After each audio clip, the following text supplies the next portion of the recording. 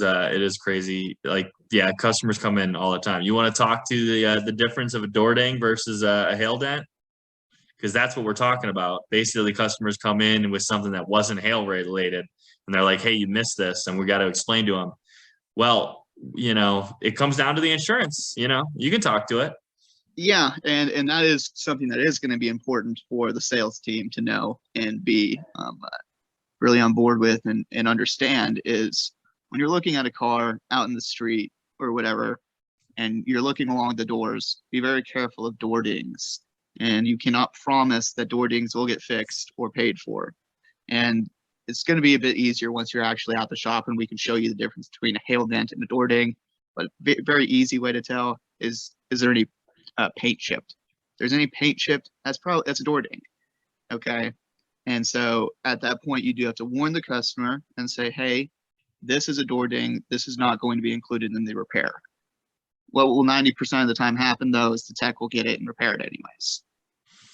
Right. And well, the thing is that we have to be careful of, as salespeople especially, is we can't promise that dent because it's not hail damage. And just like Brett explained, if there's paint chipped in it, we ourselves as a hail company know that that's not hail damage.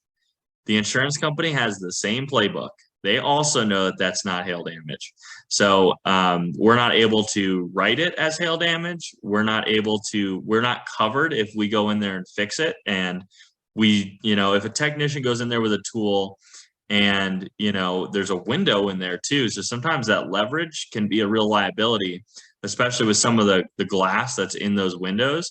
If a customer or if a technician is in there pushing, just like because it's a big dent or it's a sharp dent and they have to put a little bit more leverage on it, they can crack or shatter that window.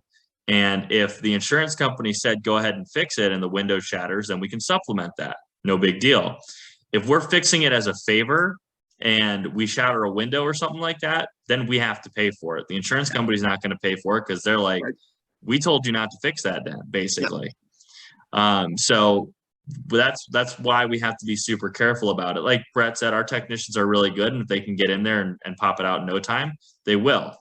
But we have to be very, very careful about that because just like we know it's not a hail dent, the insurance company also knows it's not a hail dent. So we cannot promise these things. Like we cannot promise to the customer that these are going to get fixed. The most you can do, and honestly, we kind of want to try and get away from this a little bit, is just say, I'll talk with our techs and see what we can do, but it's probably not going to happen. And just let them know that to avoid later on them coming back and saying, hey, you missed a dent. Exactly. Because that is what winds up happening is, their car looks amazing except for the one little dent. And all of a sudden it's become very clear that this one little dent exists. Yes. And that's why we do our pre-post scans, our videos and everything like that. Be like, hey, this dent was on here before your car came in and we should have gone over it beforehand, but we missed it on the initial check-in. And like I said, and most of the time, Troy winds up fixing it anyway. Yes. But we don't want to make that a habit. We don't want to make that a habit. Exactly. Because it goes back to customer service too. The more upfront we are with our customers and the more that we can explain to them about the process, it builds our own credibility. We're coming across as the experts in this repair, and we can kind of set our own terms. And if a customer wasn't promised something and then they get their car back and everything was exactly what was expected and laid out for them, they're happy. If they were promised something and didn't get it, very different scenario. They're going to be aggravated. So we want to try to get ahead of as much of this as we possibly can, which is why I said, knowledge is power. The more that we can understand this process and the different hiccups that are potentially able to run into, the better off you are when you're talking to your customers. Absolutely.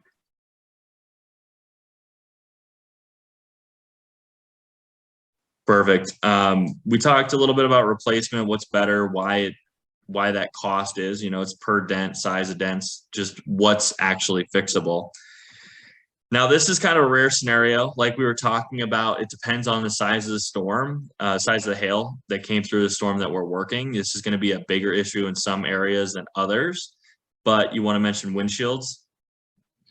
Yeah, windshields are a little bit tricky, and it's kind of similar to the door ding situation, but it's a rock chip situation. Yep. With hail. Hail is pretty easy to identify if it was the cause of a crack on a windshield. You take your nail and you kind of scratch at the where the crack is. If you can't feel anything, that's hail at that point. But if you do feel your nail catches, that's generally not from the hail. Um, we can ask for it from the insurance company because I mean it has been through a hailstorm. There is crack on the windshield, and so a lot of times we will ask the insurance company for it, and then kind of leave it up to them if they're going to do it or not. Um, a lot of times they come out, and it depends on the insurance company once again if they're going to pay for this or not. A lot of times they will. It goes through the same situation. You know, we know that trick. If your nail catches, it's a rock chip from where the rock hit the windshield. If your nail doesn't catch, it's impact from hail. And that's what caused the windshield to crack. The insurance company knows the same thing. So basically, when we have that car in for our evaluation, if we write the windshield one way, the insurance company is going to come out and go, this isn't hail. You know, so we can't promise that to the customer, because if we promise that to the customer, then we've got to replace a windshield and we're not getting paid to do that at all. Exactly. And so, and that's one thing. So yeah, to be careful of and mindful of is on windshields. We can never really promise windshields either. A lot of that is up to the insurance company. And so you just have to frame it in that way and saying, listen, we'll ask for it. We're going to ask for the windshield, but the insurance company is probably not going to do it. And if it is something that's a blatant rock chip, we won't ask for it, because that in the end makes us look bad. Makes us look like we don't know what we're doing when we do. And so if it's something very blatant, we're not going to be able to do it. But if it's a kind of in-betweener kind of thing, we'll ask the insurance company and leave it up to them. Yeah, that's something definitely you got to be careful of. The windshields are just kind of a hit or miss thing. But customers do love it when we get it. The other thing about an insurance, the way I usually frame it too, is we'll ask for the windshield to be included in the hail claim. We are capable of doing windshields at 90% of the storm. It is something that we outsource, but we always find a local glass company that's able to help us out and do the repairs right at the shop. But so what I usually say with customers is, hey, we're going to try to get it all in one claim and avoid a deductible for you. And that way it's really easy. It's all part of one repair. You don't have to worry about it. If the insurance company denies it because it's a rock chip, or they claim it's not hail, or whatever the case is, we can still replace the windshield. It's not something we'd love to do, but it's a separate claim. And I'm sure you're cringing a little bit as I'm talking about this. Do you want to explain it a little bit more? Because I know we're kind of moving away from that. We don't really want to get involved. But yeah, what I usually tell customers, like, worst case scenario, I'll show you how to claim it separately and you can get that glass replaced still, or something along those lines. Yeah, and that's the other thing is a lot of times with these insurance companies, it is a separate claim, like you said, for the glass, like a rock chip or something like that. They can still do it, but it's not part of the hail claim. So they're separate claims at that point. And also these insurance companies have deals with, what was it? Safelite? Safelite, yes. And Safelite produces their own glass very cheaply. And so they have a very cheap product, essentially. And they can replace windshields for like $150 kind of thing. At that point, there's not a whole lot we can do.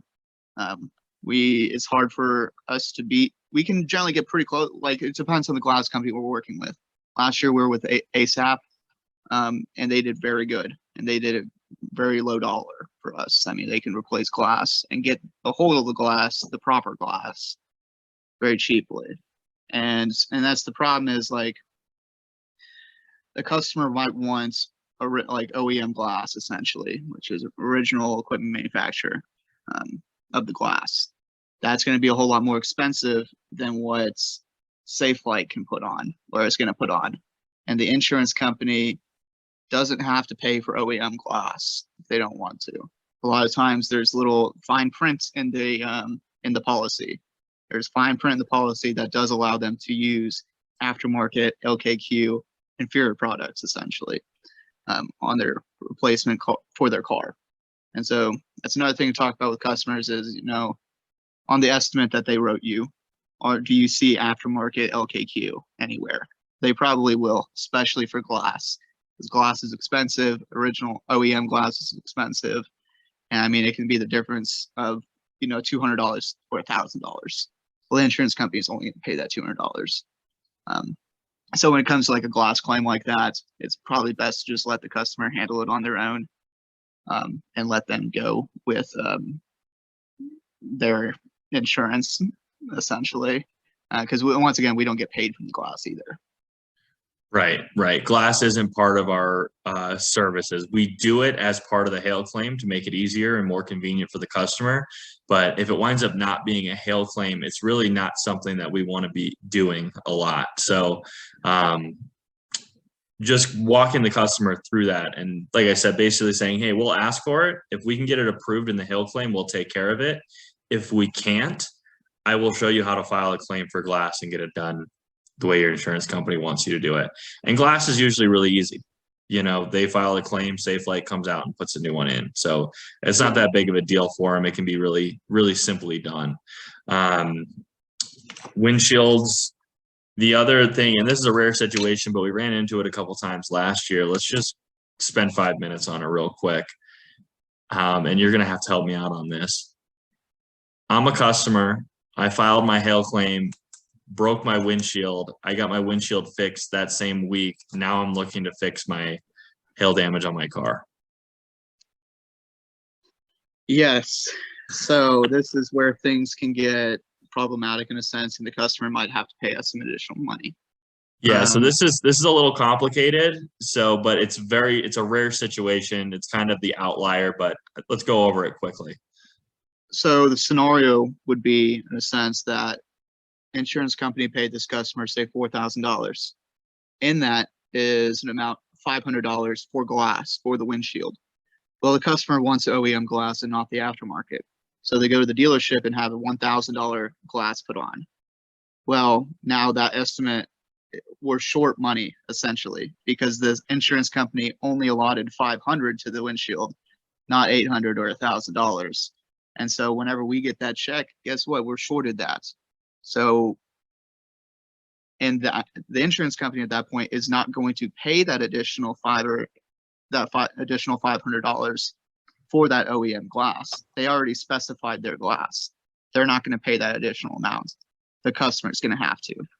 And they think the customer has already gotten a check for the $4,000. So they got their windshield done at one place. They paid $1,000. They were fine with it because they had $4,000. They didn't realize that they only had $500 for the windshield. Yes. And so now, instead of having $3,500 for the actual repair, that customer now only has $3,000 for the repair left over from what that insurance company paid them.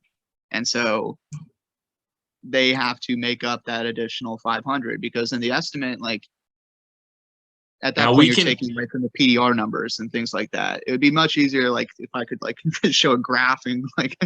Yeah. And well, if we had if we have a receipt from where they got that windshield done, it's kind of a long shot, but sometimes we can supplement what they actually spent on the windshield.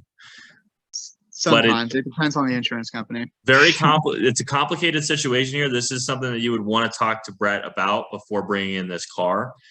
This is just fact finding with the customer, being like, okay, what repairs have you done? Any repairs yet? How is your windshield?